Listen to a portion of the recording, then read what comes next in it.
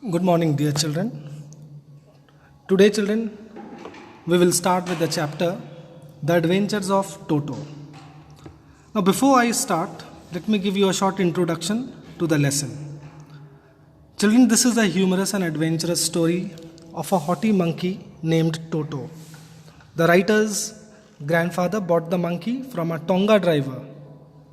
The pranks played by Toto have been narrated in an interesting way and make the story a must read for us. Now, children, as you can see on the screen, you should also take out your textbook and read along with me. Grandfather bought Toto from a Tonga driver for the sum of 5 rupees. The Tonga driver used to keep the little red monkey tied to a feeding trough, and the monkey looked so out of place there that grandfather decided he would add the little fellow to his private zoo. So, children, here the writer's grandfather purchased a monkey named Toto from a Tonga driver by just paying 5 rupees to him. The Tonga driver had tied the little red colored monkey to a feeding trough. Children, feeding trough is a large container for feeding animals so that he could not run away. When the writer's grandfather saw the monkey, he had a desire to add him to the collection of animals which he had in his zoo at home. Second paragraph. Toto was a pretty monkey. His bright eyes sparkled with mischief beneath deep-set eyebrows, and his teeth, which were a pearly white, were very often displayed in a smile that frightened the life out of elderly Anglo-Indian ladies. But his hands looked dried up as though they had been pickled in the sun for many years. Yet his fingers were quick and wicked, and his tail, while adding to his good looks, grandfather believed a tail would add to anyone's good looks, also served as a third hand. He could use it to hang from a branch, and it was capable of scooping up any delicacy that might be out of reach of his hands. Children, here the writer gives a description of Toto. He had bright shiny eyes which were full of mischief. The eyebrows were deeply set on his face. His teeth were like pearls. Many ladies belonging to the Anglo-Indian community got scared when they saw his teeth, which were displayed when he smiled. Children, Anglo-Indian community is those people or a person relating to both Britain and India. Toto's hands were dry and wrinkled as if they had been dried in the sun like pickled vegetables. He had a long tail. The writer's grandfather thought that the tail added to the good looks of an animal. Toto's tail was like a third hand for him. It helped him hang from the branch of a tree. He also used it to lift objects which were beyond his hand's reach. Next paragraph, children. Grandmother always fussed when grandfather brought home some new bird or animal. So it was decided that Toto's presents should be kept a secret from her until she was in a particularly good mood. Grandfather and I put him away in a little closet opening into my bedroom wall, where he was tied securely, or so we thought, to a peg fastened into the wall. Children, peg is actually a hook. Now here the writer's grandfather was against the writer's grandmother was against the grandfather's attitude of bringing new pets, whatever, birds and animals. So the grandfather thought that they would conceal this fact, hide this fact from her until she was in a good mood. At that time, they would disclose this to her. The writer and his grandfather secured Toto in a little cupboard in the writer's room. In order to be sure that Toto did not escape, they tied him to a hook in the wall. Next paragraph, children. A few years later, when grandfather and I came back to release Toto, we found that the walls, which had been covered with some ornamental paper chosen by grandfather, now stood out as naked brick and plaster. The peg in the wall had been wrenched from its socket, and my school blazer, which had been hanging there, was in shreds. I wondered what grandmother would say. But grandfather didn't worry. He seemed pleased with Toto's performance. Children, here naked is uncovered, wrenched is broken. So the writer and his grandfather went to Toto after a few hours. The sight was shocking. Toto had torn the decorative wallpaper, as he was very mischievous. He had broken the hook and had escaped from his binding. Also, he tore the writer's blazer into thin pieces. Next paragraph.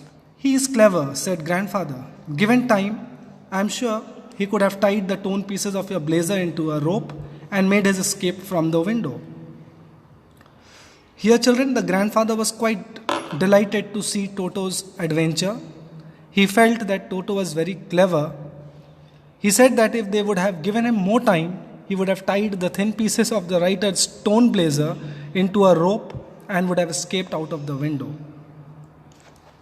Next paragraph. His presence in the house is still a secret. Toto was now transferred to a big cage in the servants' quarter, where a number of grandfather's pets lived very sociably together. A tortoise, a pair of rabbits, a tame squirrel, and, for a while, my pet goat. But the monkey wouldn't allow any of his companions to sleep at night. So grandfather, who had to leave Dehradun next day to collect his pension in Saharanpur, decided to take him along. Children, here, his presence, Toto's presence in the house was still a secret. Toto was now transferred to a big cage in the servants' quarters, where a number of grandfather's pets lived very sociably together. A tortoise, a pair of rabbits, a tame squirrel, and for a while, my pet dog, my pet goat. But the monkey wouldn't allow, but the monkey did not allow anyone to stay. Now, the writer's grandfather had to leave for Saharanpur the next day, so he decided to take Toto along as he was unmanageable. Next paragraph. Unfortunately, I could not accompany grandfather on that trip, but he told me about it afterwards. A big black canvas kit bag was provided for Toto. Thus, with some straw at the bottom, became his new abode. When the bag was closed, there was no escape. Toto could not get his hands through the opening, and the canvas was too strong for him to bite his way through.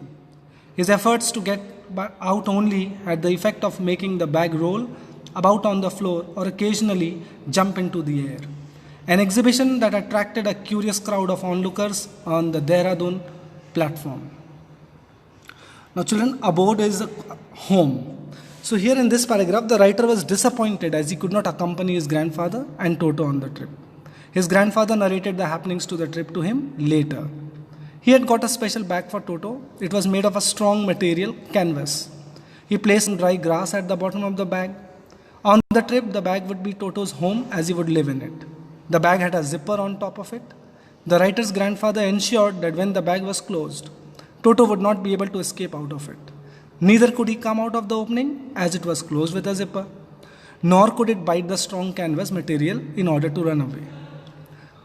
Still, Toto made unsuccessful attempts to come out of his bag, and due to this, many times the bag would roll on the floor or it would certainly jump in the air.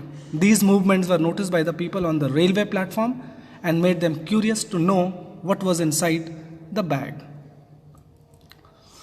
Next paragraph, children.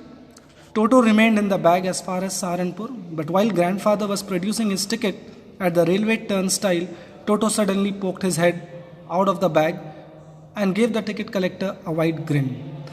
Children, turnstile is a mechanical gate consisting of revolving horizontal arms fixed to a vertical post, allowing just only one person to pass through at a time.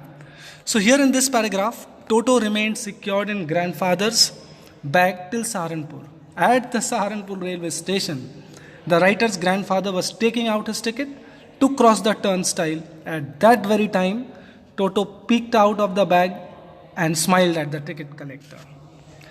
Next paragraph, children. The poor man was taken aback, but with great presence of mind and much to grandfather's annoyance. He said, "Sir, you have a dog with you, and you will have to pay for it accordingly." Now, the ticket collector was astonished to see a monkey in grandfather's bag. He recovered quickly and asked grandfather to pay the ticket money for traveling with the dog. Now, in vain did grandfather take Toto out of the bag. In vain did he try to prove that a monkey did not qualify as a dog or even as a quadruped. Toto was classified a dog by the ticket collector, and 3 rupees was the sum handed over as his fare. Now, children, vain is unsuccessful attempt. Quadruped is an animal which has 4 feet.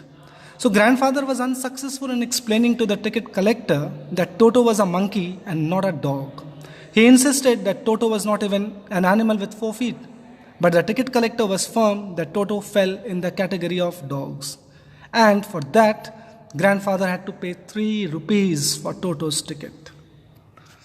Next paragraph, children. Then grandfather, just to get his own back, took from his pocket out pet tortoise and said, "What must I pay for this, since you charge for all animals?"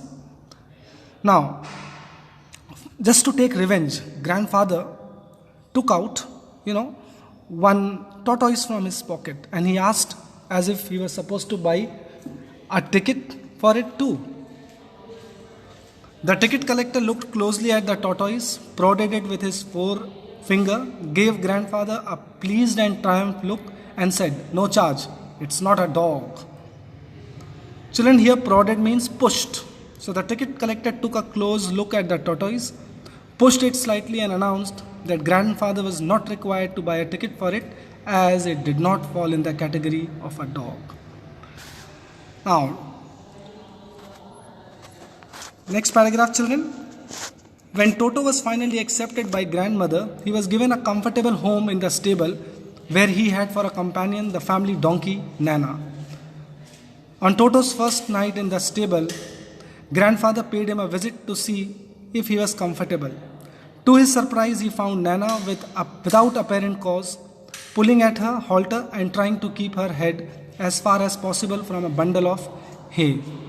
So children, here the writer's grandmother finally came to know of Toto's presence in the house. She allotted him space in the stable along with the family donkey Nana. On the first night in the stable, grandfather visited Toto. He found Nana restless, pulling its rope in order to stay away from the heap of hay. Next paragraph. Grandfather gave Nana a slap across her haunches and she jerked back, dragging Toto with her. He had fastened on to her long ears with his sharp little teeth.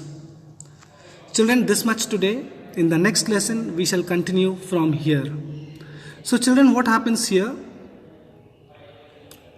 Grandfather, got irritated and hit Nana on the back in order to stop it. Nana jumped back with a jerk and Toto was dragged along with her. So children, this explanation is very important. You should go through this video. In the next class, we shall continue with the same. Till then, have a nice day.